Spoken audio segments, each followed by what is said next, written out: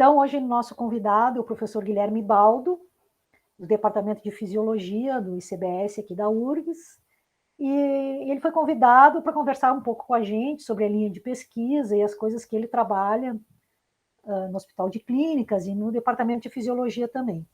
Professor Guilherme, muito obrigado pela presença aqui, a gente fica contente de contar contigo, e a gente sabe que existe uma curiosidade das pessoas sobre o trabalho dos professores da URGS. Eu queria começar te perguntando como é que é a tua linha de pesquisa, quantos alunos tem no teu laboratório, é fácil de conseguir trabalhar contigo, é difícil? Vai contando alguma coisa para nós aí. Oi, prof. Maria Flávia, tudo bom? Tudo bom, pessoal? Obrigado pelo convite. Assim, satisfação estar aqui com vocês no podcast. Na verdade é o seguinte, eu trabalho, boa parte das minhas atividades são feitas dentro do Hospital de Clínicas, porque a gente tem uma conexão muito próxima com os pacientes, tá? Eu acabei desenvolvendo toda a minha linha de pesquisa em doenças raras. Tá? Para vocês terem uma ideia, o que é uma doença rara, né? A gente considera a doença rara toda aquela doença que tem uma frequência menor do que 65 pessoas a cada 100 mil pessoas. Tá? Então, cada 100 mil pessoas, 65 tem aquela doença, qualquer frequência menor do que isso dá mais ou menos 1,3 pessoas a cada 2 mil. Tá? Agora, vocês ficam perguntando, tá, mas por que vocês estudam tanta doença para estudar, vocês estudam essas doenças raras, que aí no país tem 200 pessoas, 300, 500 pessoas com essa doença. Na verdade, estudar doença rara é muito interessante, é muito importante, porque a partir dessas anomalias mais específicas e super raras, a gente consegue aprender muita coisa relacionada a processos mais gerais. Tá? Então, a gente estuda, por exemplo, algumas doenças que provocam neurodegeneração. Tá? Obviamente, a gente estudando essas doenças, onde a gente tem um ambiente muito mais controlado, um número de pessoas menor, que a gente sabe qual é a causa, todas elas têm o mesmo problema, né? E a gente identificando qual é esse problema, a gente pode expandir isso depois, num segundo momento, para doenças mais comuns. Pega, por exemplo, um Alzheimer, um Parkinson. Muitas das vias, muitos dos mecanismos que a gente estuda nessas doenças mais raras acabam sendo comuns, né, a outras doenças. Então, por isso que eu faço boa parte das minhas coisas ali no Hospital de Clínicas, porque a gente vê muito próximo os nossos pacientes, tá? Trabalhar comigo, eu acho muito fácil, eu trabalho comigo há muito tempo já. Mas hoje o meu grupo está bastante grande até, tá? Eu devo ter hoje 2 pós-docs comigo, tá? Sob minha orientação, uns 5, 6 alunos de doutorado, 2 mestrandos e uns 3 iniciações científicas. Então a gente tem sido, nos últimos anos, particularmente, muito aberto a novas pessoas entrando no laboratório, porque a gente começou a estudar algumas técnicas novas que eu acho que tem que ser muito rapidamente difundidas dentro da comunidade científica. Tá?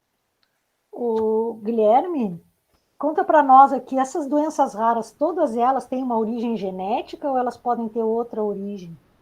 Ótimo. E antes, prof, por favor, quais são essas doenças raras? Quais são as que vocês estudam e qual que é a que tem maior prevalência no Brasil? Tá. Então, na verdade, assim, respondendo já as duas perguntas, tá? As doenças raras, a maior parte delas tem um fundo genético, tem uma origem genética, tá? Mas nem todas. Existem doenças infecciosas que são muito raras. Existem certos tipos de câncer, por exemplo, que são super raros também. E, obviamente, o câncer também tem um componente genético, mas eu digo assim, doenças genéticas de nascimento, digamos assim, ou desenvolvidas ao longo da vida, ou uma doença infecciosa, por exemplo. Então, nem todas as doenças raras são genéticas, mas a grande maioria, sim, tá? A gente estuda particularmente um grupo de doenças que são erros inatos do metabolismo. Tá? Como é que eles funcionam? No nosso corpo, a gente tem uma série de reações químicas sempre acontecendo. Tá? E é isso que permite que a gente faça, basicamente, todas as modificações que o nosso corpo precisa para se manter vivo. Tá? Então, isso inclui desde, por exemplo, a glicose, o açúcar que a gente consome, a gente conseguir transportar isso para dentro do nosso corpo, isso é feito por uma reação com transportador, por exemplo, né? A gente conseguir utilizar essa glicose para produzir energia, então existem proteínas que fazem essa transformação da glicose e assim por diante. Então, todos esses mecanismos, esses eventos, são controlados por diferentes reações do nosso organismo, tá? E os erros inatos do metabolismo são doenças causadas por algum erro, algum problema em alguma dessas etapas, tá? Eu, particularmente, estudo um grupo de doenças chamado mucopolissacaridoses, tá? Que a gente chama de MPS, para facilitar. O que são essas mucopolissacaridoses e por que elas têm esse nome, tá? O que acontece? Imagine as nossas articulações, tá? Entre um osso e outro, a gente tem ali uma certa quantidade de moléculas, que eu vou chamar de moléculas, são açúcares, poliaçúcares, tá? Cuja função é o quê? É não deixar que um osso fique friccionando no outro, tá? Então meio que dá uma lubrificada na região, tá? O que acontece nessas mucopolissacaridoses? Essas moléculas que têm essa função são esses mucopolissacarídeos, são moléculas de açúcar que formam como se fosse um gelzinho, tá? Entre uma articulação e outra, entre um osso e outro e assim por diante. Só que esses mucopolissacarídeos, eles estão distribuídos no corpo todo, tá? E eles têm que ser renovados de tempos em tempos, como praticamente todas as nossas moléculas do corpo, tá? Então a gente tem, conforme o tempo vai passando, a gente tem que ir renovando essas moléculas porque elas se oxidam, porque elas envelhecem e assim por diante, tá? Nas mucopolissacaridoses, essa quebra dessas moléculas está prejudicada, tá? Não consegue ser feita. E aí o que acontece com os pacientes, por exemplo? A mão deles, em vez deles fazerem movimentos normais com a mão ou com as articulações, eles ficam com o que a gente chama de mão em garra. A mão deles fica como se fosse uma garra de um animalzinho. Tá? Eles não conseguem estender toda a mão e contrair toda a mão. Fica dura, exatamente. E isso acontece nas articulações. Mas nos outros, isso também se deposita nos ossos, isso impede o crescimento dos ossos, por exemplo. E aí os pacientes têm uma estatura, um tamanho muito menorzinho. Eles têm 1,20 m, 1,30 m, não muito mais do que isso. Tá? E imaginem que isso afeta, então, todos os órgãos do corpo. Então, quando a gente pesquisa esse tipo de doença, a gente tem que pensar, ok, o que pode estar acontecendo na articulação? O que pode estar acontecendo no osso? Esses pacientes, esses açúcares, se acumulam, inclusive, no cérebro de alguns dos pacientes, tá? E aí o que acontece? Bom, eles acabam tendo retardo mental, problemas cognitivos e assim por diante. Então, imaginem todos os órgãos do corpo, praticamente todos eles são afetados de alguma forma. E a gente estuda, como ocorre esses problemas, tá? E 2, como a gente consegue desenvolver algum tratamento para isso. E tem já, assim, avançada essa pesquisa em termos de tratamento ou ainda precisa estudar muito? Certo. Então, nas mucopolissacaridoses, nas MPS, né, especificamente, o que acontece? São um grupo de doenças, algumas têm tratamento e outras não, certo? Quais são os tratamentos que existem hoje? E talvez seja por isso o fato dos tratamentos terem certas limitações, talvez é por isso que a gente consiga ter uma justificativa importante para estudar isso. Tá? E isso é muito importante. A gente ter um motivo, uma razão para estudar aquilo que a gente está estudando. Tá? Para vocês terem uma ideia, algumas dessas MPS têm um tratamento que é a reposição enzimática. Então, o paciente não tem uma enzima, e aí uma vez por semana ele vai para o hospital e recebe essa enzima. Tá? É feita no laboratório a enzima e ele vai recebendo. Tá? Qual o problema disso? Isso tem uma eficácia, né, limitada, ela funciona para alguns órgãos, para outros não. Isso é 1. E 2, isso é muito caro para o sistema público de saúde. Tá? Para vocês terem uma ideia, o custo de um paciente por ano está em média 200 a 300 mil dólares. Então, R$1 milhão. Tá?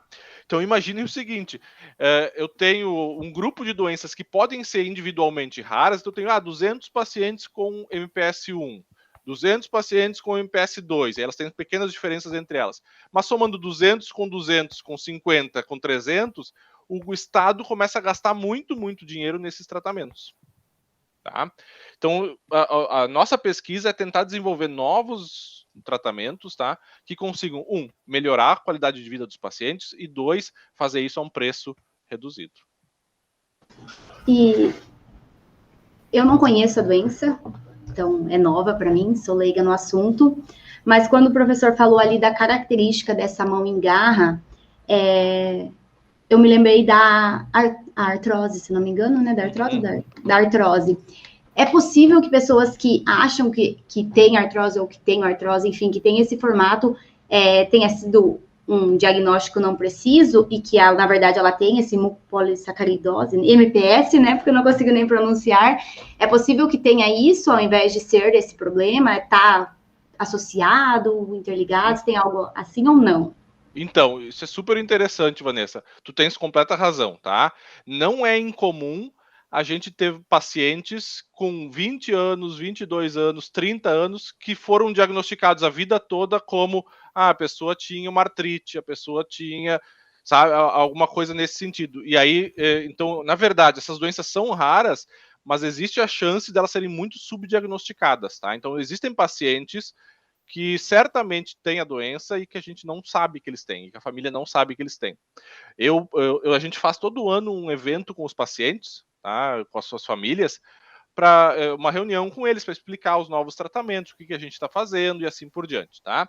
E aí eu sempre tento trazer alguém de fora, assim, né, para ajudar a cuidar. E aí eu trouxe minha mãe uma vez. E aí minha mãe ficou cuidando das crianças. E aí no final do dia minha mãe veio falar comigo e disse: agora que eu vejo essas crianças, eu sei o que elas têm, que eu conhecia a doença, tinha uma pessoa na nossa cidade que tinha isso e ela já morreu e a gente nunca diagnosticou. Sempre foi dado como algo assim, a pessoa é estranha, a pessoa tem alguma coisa diferente, mas não se sabe o que é. E a gente tem uma paciente que me disse isso. Hoje ela tem mais ou menos a minha idade, 30 e poucos anos, tá? E ela me disse isso. Nossa, quando eu fui diagnosticado, eu tinha 20 e tantos anos de idade. E, por um lado, eu recebi um diagnóstico complicado, porque é uma doença com um tratamento limitado, na época nem tinha tratamento, tá? E aí dá um baque na gente, tem uma doença genética, sem tratamento, né? O que vai acontecer? Por outro lado, ela me disse assim, para mim foi um alívio, porque eu achei a minha vida toda que eu era errada, que eu tinha problema, porque eu saía de uma cirurgia de articulação, eu me dava um problema cardíaco. Eu saía de um problema cardíaco, me dava uma alteração, o osso quebrar, o que quer que seja, né? E ela disse, eu me considerava a pessoa mais azarada do mundo por causa disso. E aí depois eu descobri que eu tinha uma doença genética que causava tudo isso. Hein, Guilherme? Seria importante se a gente pudesse divulgar bem para as pessoas que sinais, que sintomas chamariam atenção para um pai, uma mãe, prestar atenção no filho que é estranho, né, que pudesse pensar, será que ele não pode ter essa doença? Para procurar um diagnóstico mais preciso, né? Teria, assim, uns pontos principais que tu pudesse dizer para nós? Tem sim. Até vou dizer para vocês, a gente tem um projeto de extensão. Agora, com a pandemia, ele está meio parado, mas a nossa ideia era o seguinte: como uma das características é retardo mental, né, problemas cognitivos, a gente estava indo no interior, a gente pegou uma van, né, a gente estava indo no interior, médico, enfermeiro, um grupo de profissionais da saúde, indo nas APAES do interior e tentando fazer diagnóstico dessas pessoas na APAE. Não só com essa doença, mas com diversas doenças dessas raras que acabam sendo retardo mental. É que retardo mental não é uma doença, é um sinal clínico, né, no fim das contas. E isso tem que ter um fundo, uma causa. E a gente achou alguns pacientes, não especificamente com mucopolissacaridose, mas a gente achou com outras doenças raras, síndrome do X frágil, coisas não diagnosticadas nas APAES, que a gente foi para Venâncio Aires, a gente foi para outros locais. Então, assim, dependendo muito do tipo de mucopolissacaridose, os sintomas podem variar, tá? Mas é basicamente isso. São as alterações articulares, essas que a gente chama de essas mãos em garra, né? E no caso de problemas de fenótipo, de carinha dos pacientes e o osso menorzinho, então eles têm uma estatura menor, eles não respondem ao hormônio de crescimento, porque eles não têm deficiência de hormônio de crescimento, né? É um outro problema. Muitas vezes o fígado aumentado, tá? O baço aumentado, então isso no exame de encostar aqui na barriga, você já vê que ele tem uma protuberância ali no fígado e no baço, então é super fácil de ver. E em alguns casos esse retardo mental são os principais sintomas que a gente pode dizer para o pessoal poder desconfiar, então, que isso possa ser uma doença genética, uma doença sindrômica, uma mucopolissacaridose, por exemplo. Eu tenho uma dúvida. O diagnóstico genético é fáco de fazer? Tipo, se coletar o sangue, assim... Ele é feito relativamente simples, tá? Como é que a gente geralmente faz o diagnóstico? A gente faz, via de regra, é o seguinte: o padrão ouro para o diagnóstico é a gente medir a enzima que o paciente não tem. Tá? Como é um grupo grande de doenças, são um pouco mais de 10 doenças já, as mucopolissacaridoses, vários sintomas são comuns a elas todas. Então chega para a gente no hospital algo assim, o paciente tem esses sinais aqui, ó, retardo mental, problemas ósseos, articulares, aumento do coração, assim por diante, suspeita de mucopolissacaridose, ponto. E aí não diz qual. Como a diferença entre elas é a enzima que está deficiente, então a MPS1 é uma enzima da mesma rota metabólica, a MPS2 é outra enzima e assim por diante, a gente faz uma atividade da enzima. Tá? Para complementar, a gente pode e a gente faz analisar a mutação do paciente. Porque, inclusive, alguns tratamentos que estão sendo desenvolvidos são específicos para certas mutações, que é o que a gente chama de medicina personalizada hoje em dia. Legal, interessante. Perguntei também isso, seguindo também no raciocínio, né, de qual que é a observação que os pais ou os membros da família ou a própria pessoa tem que ter em relação ao corpo para ver se pode ter uma dessas doenças. Qual seria também a dica ou uma instrução para dar aos profissionais da saúde? Porque, por exemplo, aí em Porto Alegre, a cidade é uma capital, tem recursos, talvez os médicos durante a formação podem ter tido, aí como tem o atendimento, ter acesso, né, a pacientes com essa doença, mas como ela é uma doença rara, a prevalência é baixa no Brasil, muitos profissionais da área da saúde não tiveram contato com esses pacientes e por isso fazem o subdiagnóstico, fazem um diagnóstico equivocado, e até porque não tem, né, a maioria das cidades do Brasil são cidades pequenas sem recursos. Qual que seria, assim, além dessas características desses sintomas que o próprio paciente, o próprio indivíduo pode observar, os familiares, qual seria, sei lá, não sei se existe, mas uma dica para que o profissional da saúde prestasse mais atenção, para evitar que faça esse subdiagnóstico e encaminhe para os centros maiores de atendimento? Isso, na verdade, é isso que a gente faz mesmo, Vanessa. O diagnóstico não é um diagnóstico fácil, e isso serve como regra para todas essas doenças raras, tá? Porque é realmente assim, o profissional de saúde talvez vai ver um paciente com essa doença ao longo da vida, talvez 2, tá? Em alguns casos específicos, a gente tem certas regiões do Brasil, principalmente no Nordeste, que a gente tem clusters de pacientes. Então, assim, aquelas regiões no Nordeste especificamente, onde as pessoas são mais afastadas, né? Vivem numa comunidade mais afastada e tem muita endogamia. Daqui a pouco uma pessoa, um primo casa com outro primo, e aí eles têm um filho, e aí o filho tem algum problema, e aí daqui a pouco o filho é heterozigoto, né? Daqui a pouco o filho casa com uma outra prima lá que não se sabe que é prima, porque eles viram próximos, mas não são primos de primeiro grau, aquela coisa assim, e aí tu começa a ter certos aglomerados de pacientes nesses locais. A gente tem alguns aglomerados de mucopolissacaridose no Brasil, como lá em Monte Santo, na Bahia. Tá? Então, é um dos exemplos. Agora, qual é a conduta que geralmente o que se pede? Tá? A gente tem um centro aqui no hospital de clínicas, que é um centro de referência. Tá? Então, assim, estou na dúvida, acho que pode ser uma mucopolissacaridose, ou um erro inato do metabolismo, que quer que seja, encaminha para um centro de referência. Se acha que pode encaminhar, inclusive, só a amostra, né? Porque só a amostra de sangue a gente já consegue avaliar e dizer, ó, é ou não é. Então, esse encaminhamento para os centros de referência, como são doenças super raras, é muito importante, porque não vão ser todos os centros no país, todos os locais do país que vão diagnosticar isso facilmente. Mas, para o profissional de saúde, é prestar atenção nessas coisas, assim, um retardo mental sem uma causa óbvia, né? Algo que não tinha e apareceu. Múltiplas anormalidades, tá? Em múltiplos sistemas, assim por diante. Esses são alguns sinais de que pode ser alguma coisa sindrômica, pode ser alguma coisa genética, pode ser alguma doença rara desse tipo, por exemplo. Professor, Oi. Muitas pessoas que são leigas, elas escutam muito isso de doenças genéticas, de o pai passou para o filho, ou o avô passou para o neto, já está na família, uma tradição. Eu gostaria que o professor explicasse de forma sucinta o que é uma doença genética e o que é que leva um pai, por exemplo, a passar uma disfunção metabólica ou de outra ordem para o seu filho. Certo. É o seguinte, ó. A doença genética, a definição de doença genética é uma doença causada por alguma alteração no nosso código genético. Tá? Isso é a definição mais simples que eu posso dar para vocês. É uma doença causada por uma alteração que a criança tem desde o nascimento. Tá?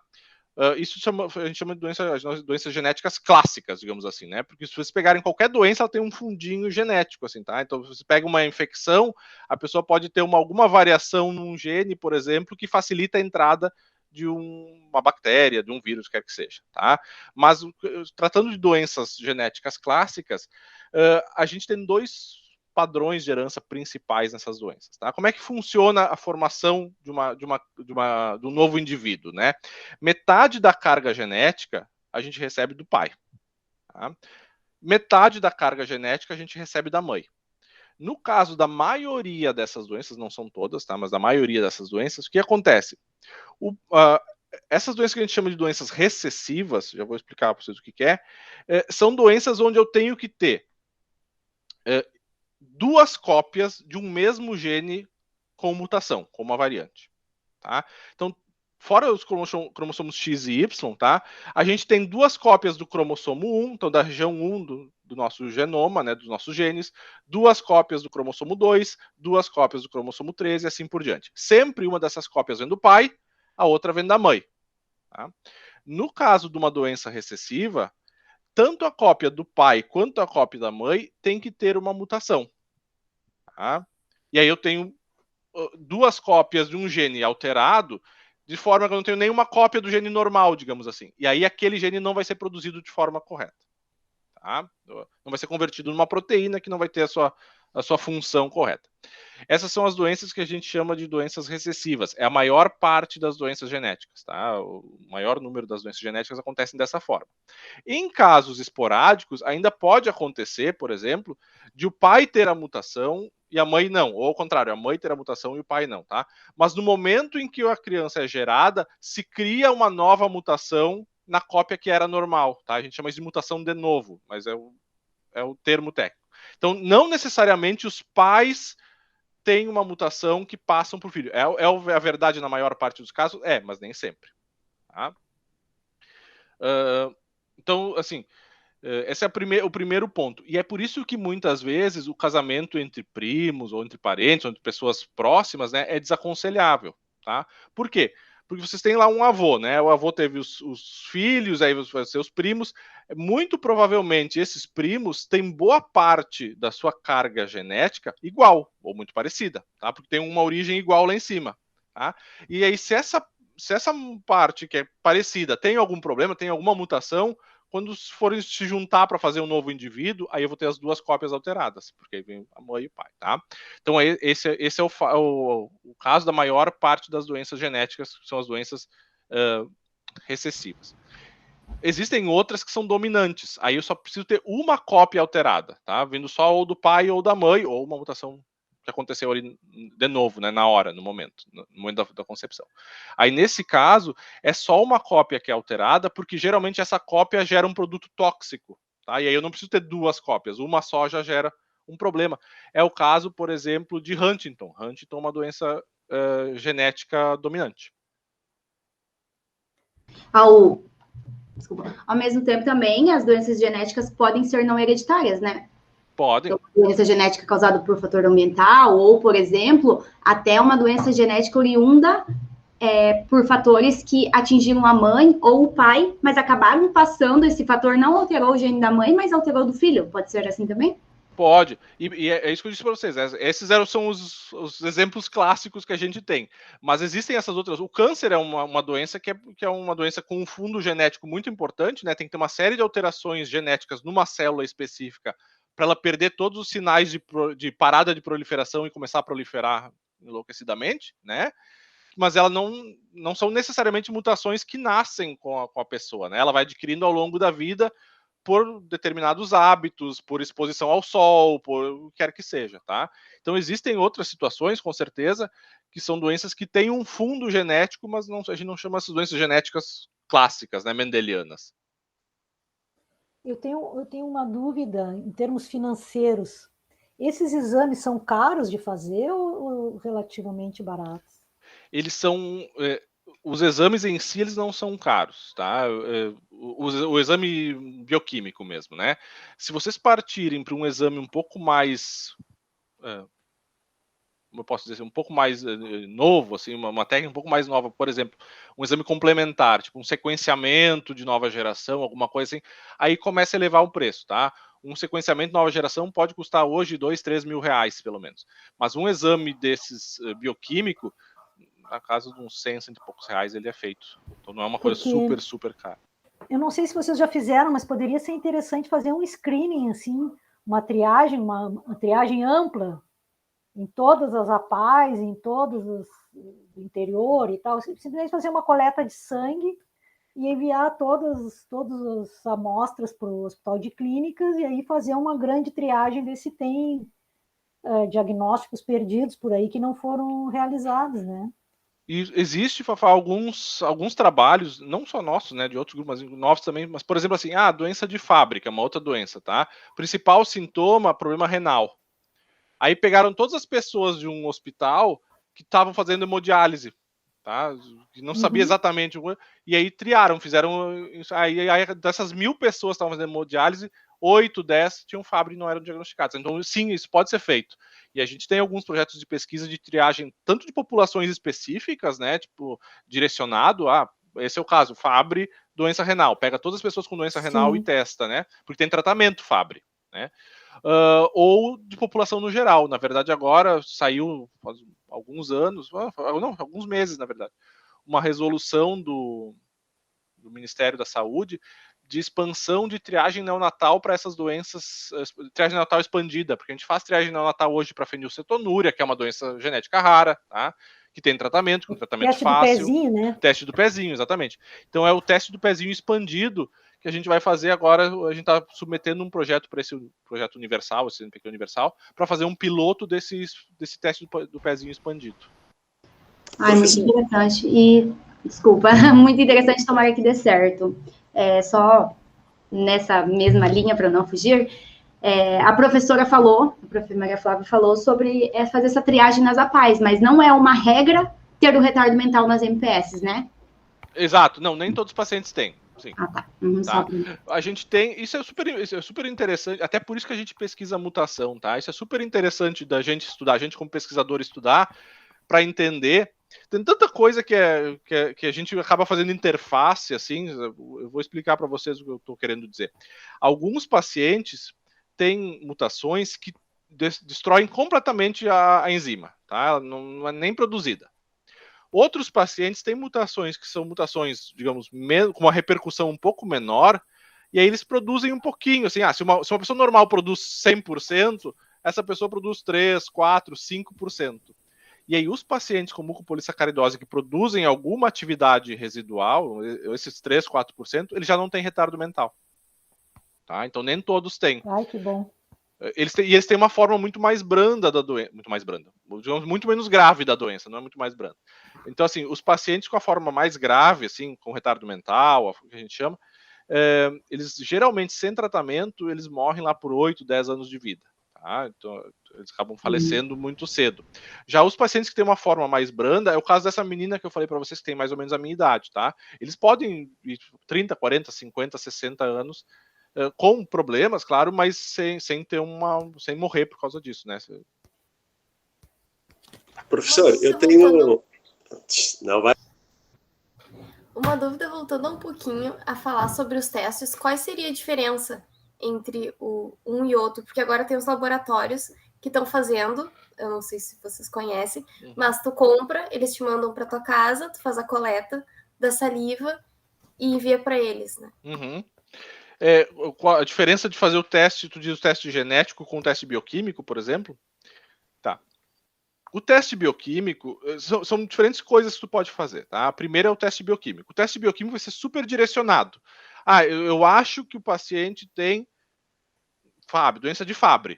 Tu vai medir a atividade da enzima responsável pela doença de Fabry. Tá?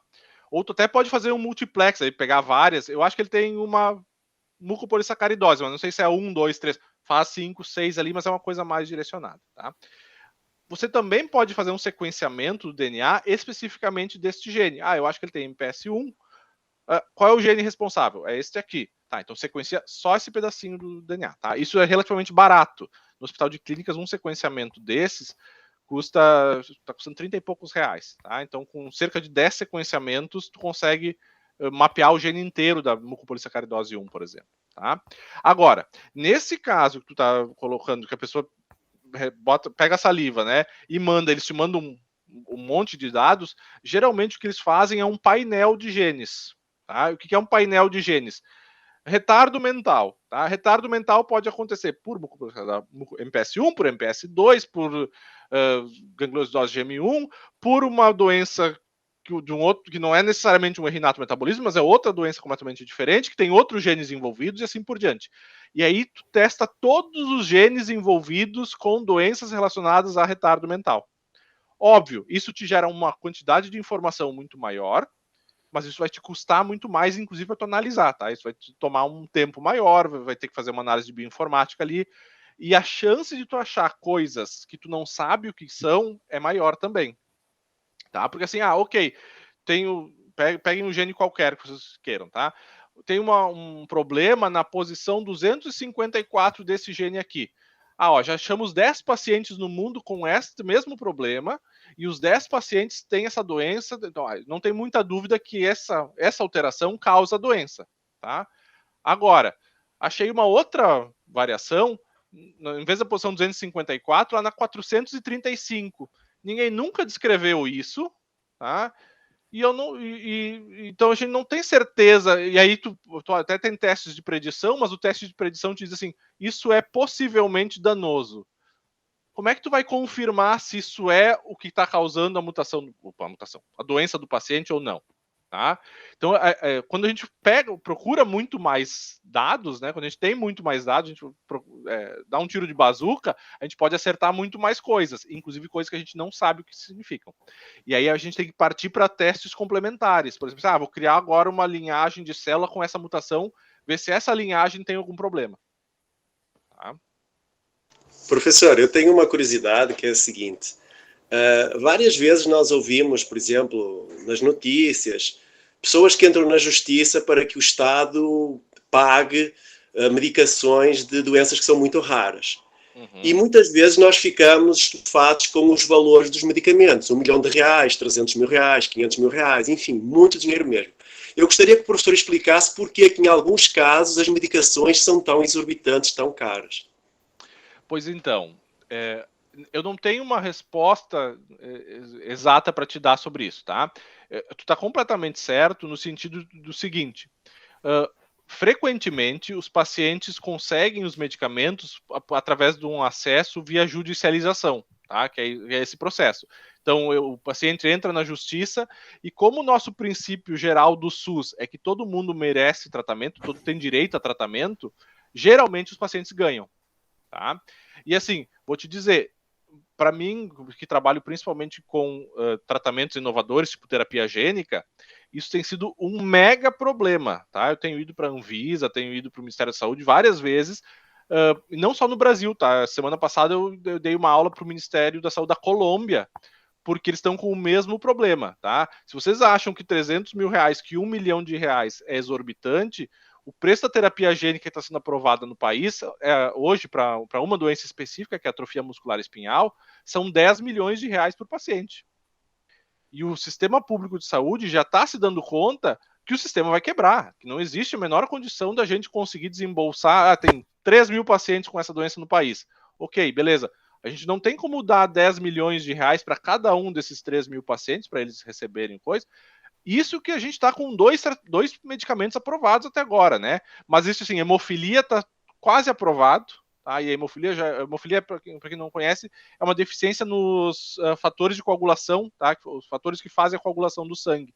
Então, os pacientes se cortam, né? E não conseguem parar de sangrar. Bom, a terapia gênica para hemofilia está chegando com muita força, para uma série de outras doenças está chegando com muita força, e esses tratamentos são super, super caros. Por quê? Tá? Um dos motivos é o fato de que tu tem poucos pacientes. Tá? Então, assim, a justificativa que as indústrias farmacêuticas têm para te dar um preço tão exorbitante é isso. Bom, a gente investiu milhões de reais na produção disso. A gente tem que ter um retorno, senão a gente nunca vai fazer medicamento para doença rara. Tá? Não tem retorno. esse é um problema. O outro quadro é que geralmente vários desses processos envolvem etapas biotecnológicas mais complexas, tá? E isso também tem um custo importante. Mas eu vou te dizer que o maior ponto é o fato de serem doenças raras, tá? Porque tem várias dessas vacinas agora para Covid que tem um princípio muito similar à terapia gênica, tá? Que é um vírus modificado, contendo dentro uma parte, que é bem o que a gente faz. E aí a vacina é muito mais barata, porque é para um número muito grande de pessoas.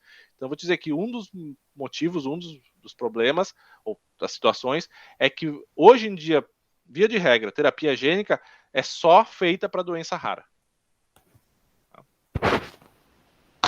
E, prof, seguindo nessa linha de tratamentos, no início o professor falou que uma das características é a questão que uma das questões do polissacarídeo é promover, então, esse amortecimento nas articulações, seria isso, né?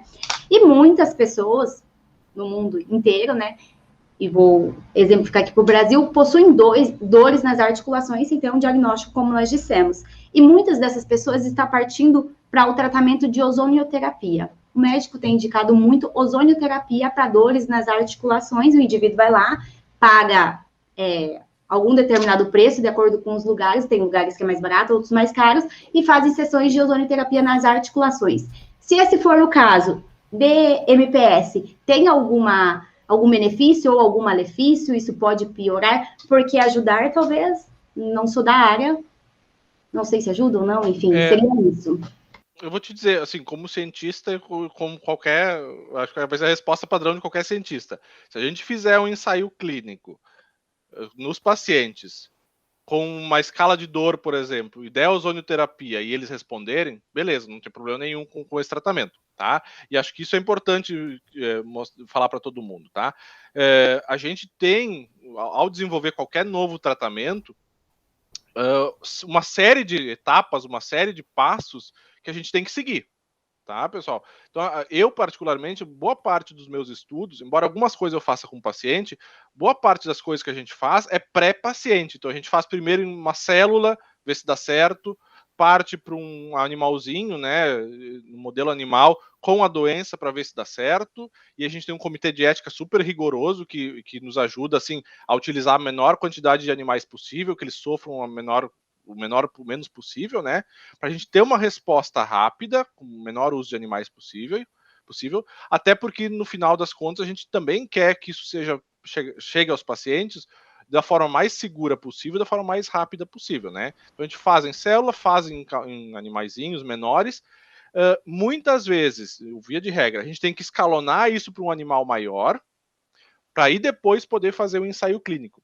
Para uma ozonioterapia, por exemplo, se a gente fizer um ensaio clínico nos pacientes e se for demonstrado através de um ensaio clínico robusto, forte, né, que existe um benefício, beleza, não tem problema nenhum com dar ozonioterapia.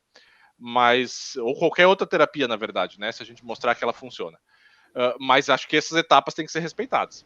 E não existe. E não sei se vai funcionar, não.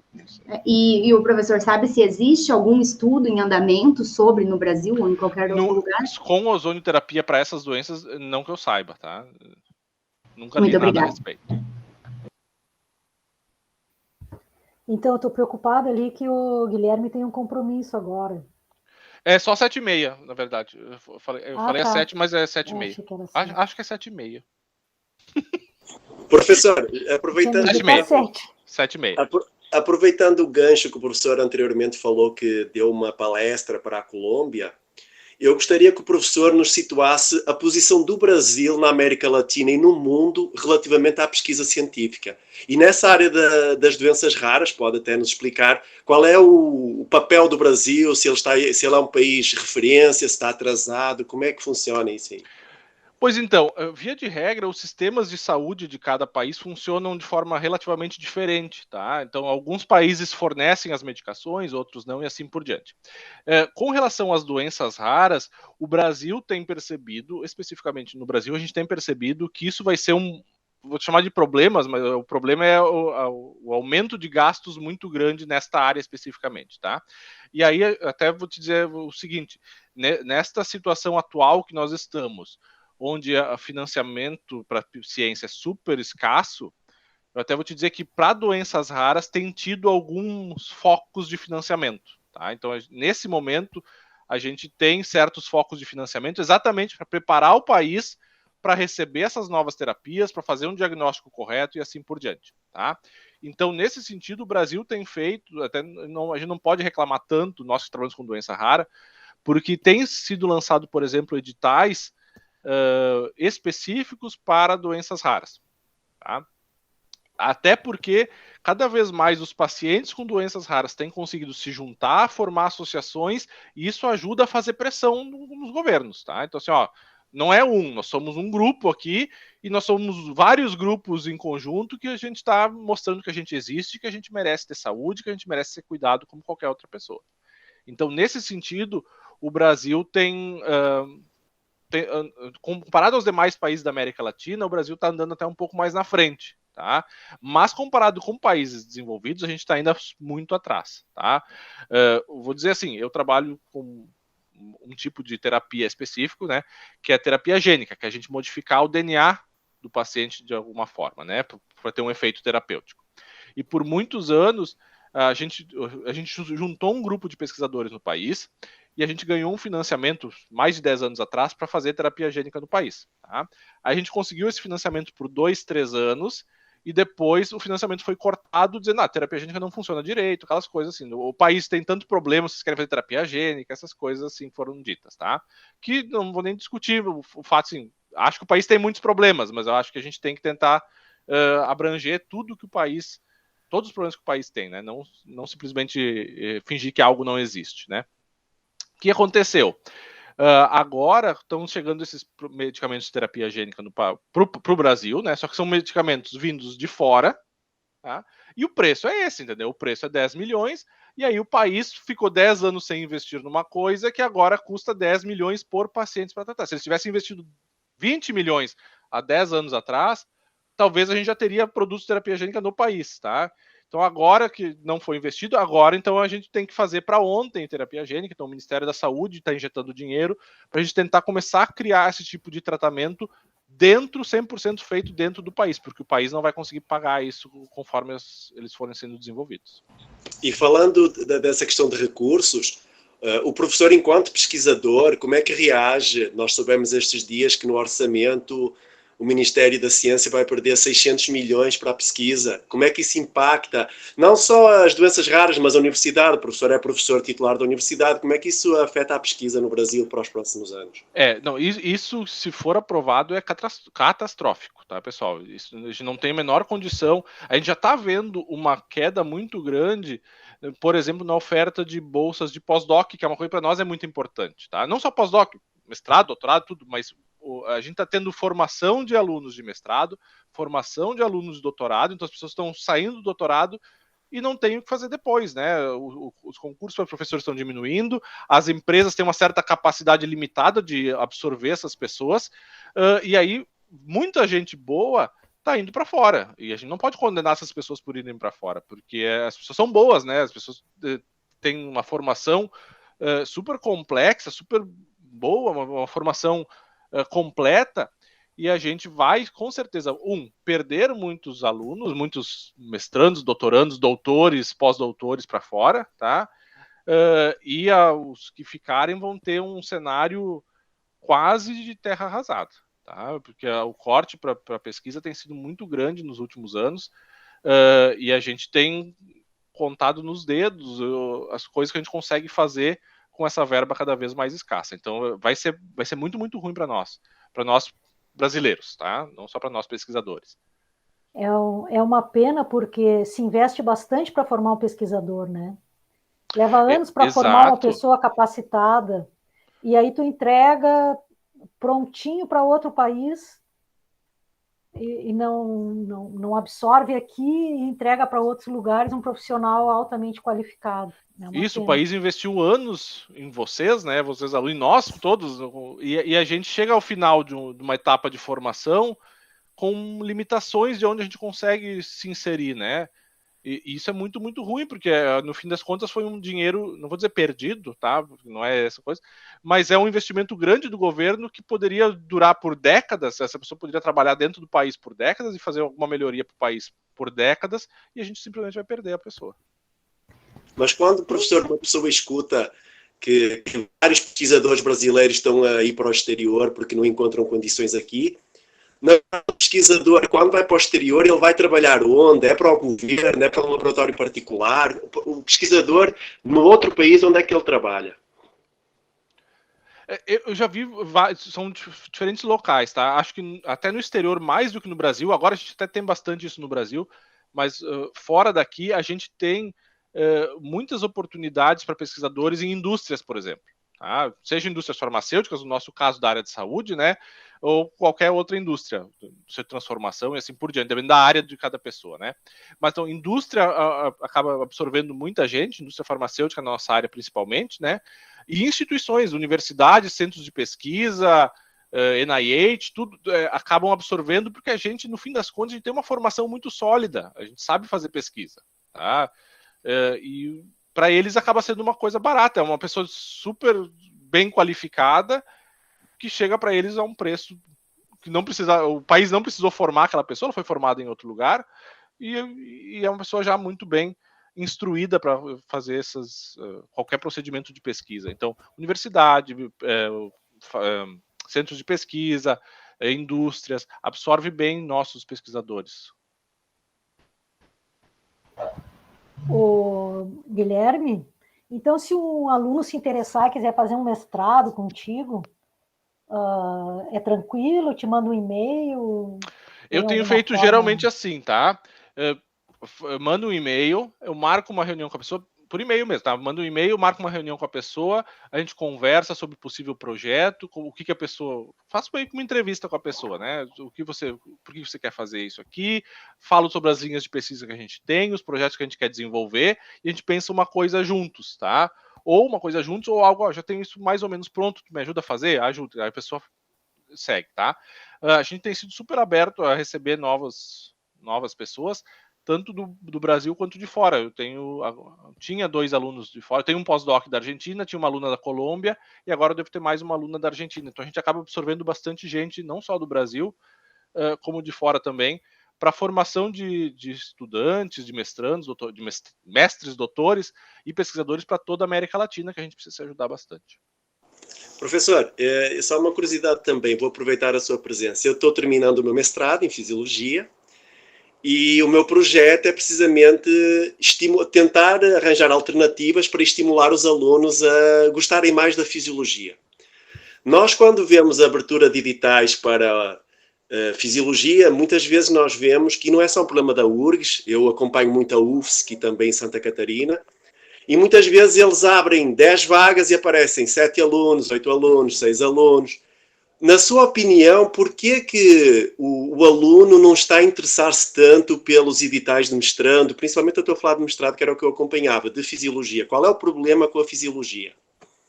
Eu vou te dizer que eu acho que não é um problema da fisiologia, tá? Eu acho que esse cenário que está se pintando agora, de redução de bolsas, de redução de verba, assim por diante, tem espantado muito alunos em diferentes áreas. Tá? Eu posso dizer para vocês, até vou dizer que para nós, especificamente no programa de fisiologia da URGS, agora a gente vai ter seleção agora com mais de uma dezena de candidatos de mestrado. Então a gente ainda tem, pelo menos para mestrado, um número grande de pessoas. Mas eu acho que essas limitações, assim, verba, tá? Verba para pesquisa, o valor das bolsas que não é reajustado há muito tempo, então é um valor muito baixo, tá? São os principais fatores que começam a assustar os alunos. Bom, imagina um aluno, vou fazer um mestrado ganhando R$ 1.500 por mês, sem poder ter uma verba extra, né? Sendo que esses R$ 1.500 por mês é o que se ganhava 8 anos atrás, né? Quando o dólar estava 1 para 1, agora o dólar continua ganhando a mesma coisa. A pessoa ganha 200 e poucos dólares por mês, gente. Então, assim, não que a pessoa vai gastar em dólar, mas entende, é uma vida muito difícil, tá? É um profissional formado, então é uma pessoa que já tem uma formação, que meio que faz isso por amor, né? Porque tem vocação para isso, porque quer isso mesmo, apesar de todas as dificuldades. Eu creio que é esse o principal problema, tá? Não só na fisiologia, no geral. redução de verba para pesquisa, redução de número de bolsas e uma defasagem no valor das bolsas, né? Que dificulta muito que as pessoas façam o mestrado. Eu não sei se tu chegasse a dar uma pesquisada em outros cursos, se é só na fisiologia que isso acontece, ou eu tenho visto assim, em outros cursos as pessoas dizendo a mesma coisa, que o número de alunos tem começado a cair gradativamente nos últimos anos. Isso vem acontecendo em várias áreas. Outra coisa que eu tenho uma curiosidade de lhe perguntar, enquanto pesquisador e homem académico, é que nós vemos muito uma tradição nos Estados Unidos, por exemplo, do aluno que se forma, vamos imaginar, na URGS, e ele vai ser um homem bem-sucedido, e ele depois vai querer ajudar a URGS, dando dinheiro à URGS para que a URGS invista e forme novos alunos. Há muito essa tradição nos Estados Unidos. Inclusive, há homens que morrem e deixam grandes fortunas à sua universidade. Essa ligação com a universidade é muito forte. Por que é que aqui no Brasil isso não ocorre? Pelo contrário, a pessoa acha que é uma obrigação do Estado dar uma educação e depois eu me formo e não tenho que dar nada à URGS. Assim, o que é que o professor encara essa situação? Como é que encara isso aí? Antes do professor responder, para ele não se comprometer, é uma obrigação do Estado, sim, oferecer educação. E, infelizmente, né, eu disse que, né, o professor, o profissional que se forma depois não ganha o suficiente para dar esse retorno. Não como a formação que a gente tem de pesquisador. Talvez numa outra formação, que infelizmente o patamar assim, do teto está sendo alcançado na medicina, e olha lá, não volta esse retorno, não tem como voltar esse retorno na universidade. Então acaba que quem mais ganha dinheiro no Brasil é o político. E o político está onde? Dentro das nossas vertentes do Estado, então cabe ao Estado, né? Diz que o prof se comprometa também, porque senão ele vai ter que devolver o dinheiro dele, né? Para a universidade, assim. Não, mas eu acho que a gente tem, além disso tudo que a Vanessa falou, acho que tem um componente cultural ali que é exatamente isso que tu estava comentando, Fernando. O fato de que a gente não tem esse, vou dizer assim, eu conheço muita gente que se formou na URGS e quando era aluno da URGS, tinha muito orgulho de estar na URGS. E assim, no momento que saiu, aí a URGS virou uma porcaria, sabe? Aí já é contra a universidade, então as pessoas não criam, não sei porquê, um orgulho de, me formei na URGS, foi a universidade que me ajudou um monte. E eu concordo contigo, a gente não tem muito essa cultura de dar suporte pro local que nos formou, ou seja um suporte direto ou indireto. Eu vou dizer um projeto que eu tenho na vida, assim, que eu gostaria muito de fazer, é criar uma casa de estudantes com preços super baixinhos, assim, sabe? Só um preço de custo, assim.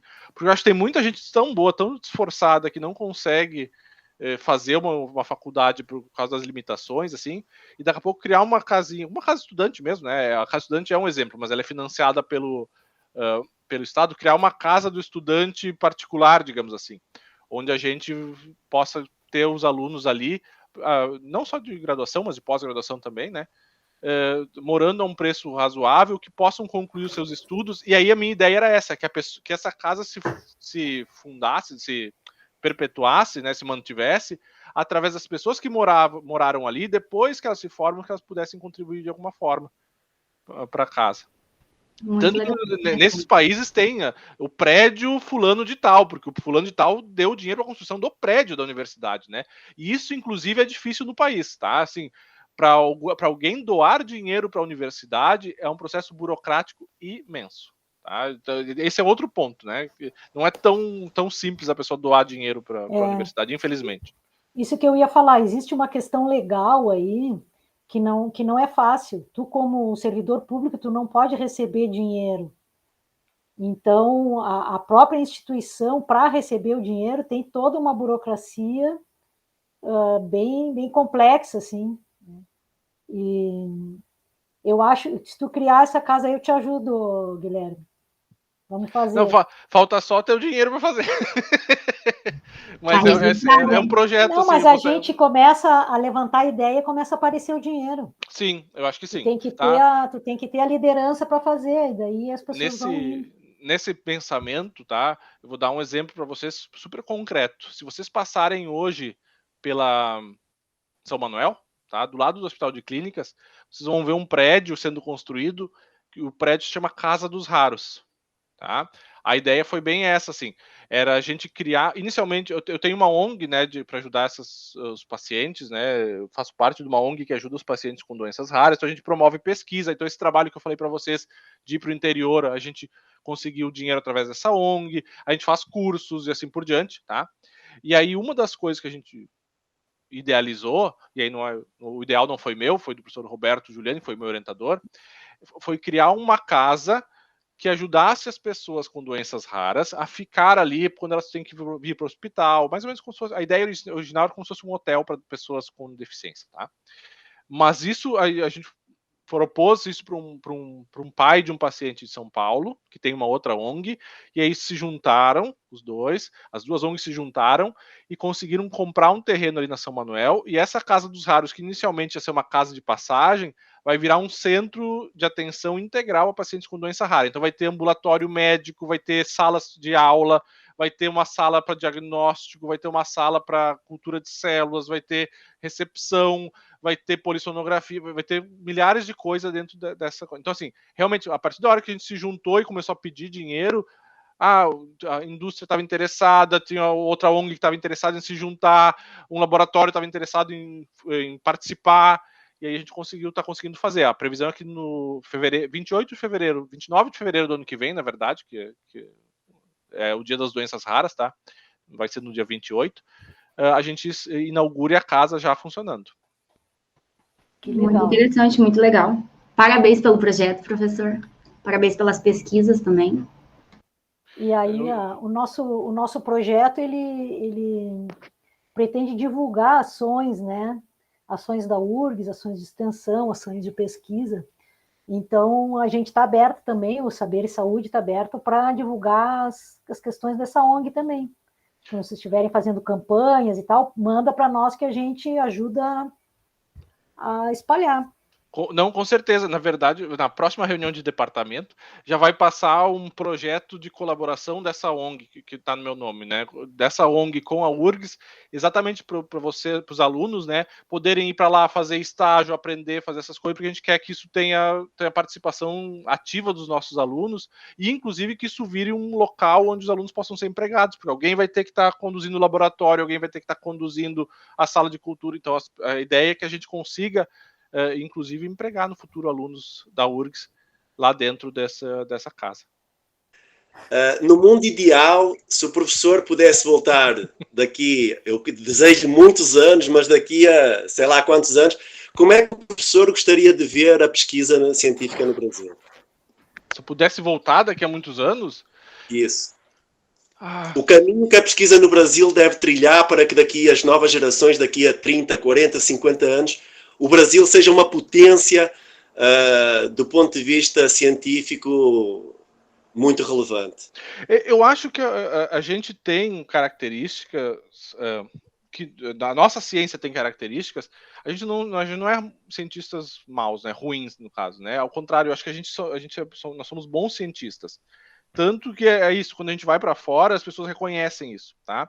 Então, acho que muitas coisas no Brasil precisam ser modificadas na área da ciência. Um é fazer ciência mais focada e outro com mais recursos, tá? Mais focada, assim, para problemas internos, para problemas brasileiros. Acho que isso é um ponto importante, que a gente não tem uma tradição, assim, fazer ciência para problemas específicos da nossa população. A gente faz uma ciência mais geral, que inclui, obviamente, muitas coisas nossas, né?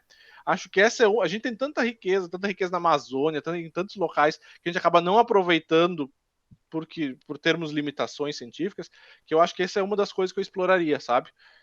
Fazer uma ciência brasileira com cara brasileira. Sempre que eu apresento os meus dados de laboratório, eu faço uma questão de botar no final,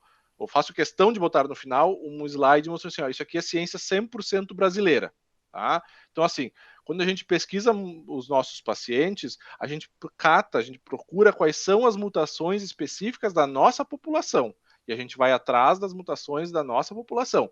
Se possível dos outros, ótimo, legal.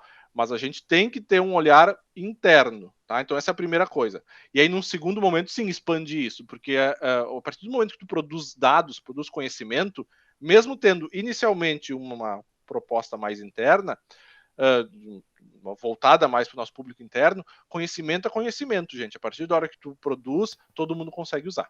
Obrigada, professor. Muito bom. Agradecemos então a participação do nosso convidado. Se você gostou desse podcast, não esqueça de compartilhar com seus amigos e de nos seguir nas redes sociais. Você nos encontra no Instagram com @saberesaudeurgs.